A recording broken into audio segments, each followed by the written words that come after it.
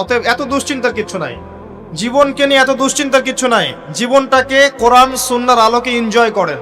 কোরআন সুন্নাহকে দিয়ে জীবনকে এনজয় করা যায়। কোরআন এবং সুন্নাহর আনুগত্যের মধ্য দিয়ে আপনি জীবনকে উপভোগ করেন, টেনশন করার দরকার নেই।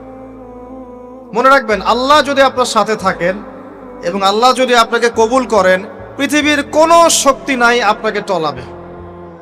পৃথিবীর কোনো শক্তি নাই, পৃথিবীর সমস্ত শক্তি একত্রিত হয়ে আপনার চুল বাঁকা করতে পারবে না, যদি আল্লাহ আপনার সাথে থাকে।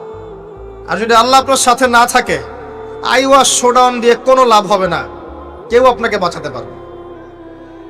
অতএব আল্লাহকে আপন করে নেন, যার যার হক তাকে তাকে দেন, নিজের হক আল্লাহর কাছে চেয়ে নেন, ইনশাআল্লাহ আপনি সুখে থাকবেন। এর আগে আল্লাহ পাক একা ছিলেন, আর কিচ্ছু ছিল না। হুয়াল আউয়াল ওয়াল আখির ওয়াজ যাহির ওয়াল বাতিন ওয়া হুয়া বিকুল্লি শাইইন আলিম, সূরা হাদীদ। আল্লাহ পাক একা ছিলেন, কোনো কিছু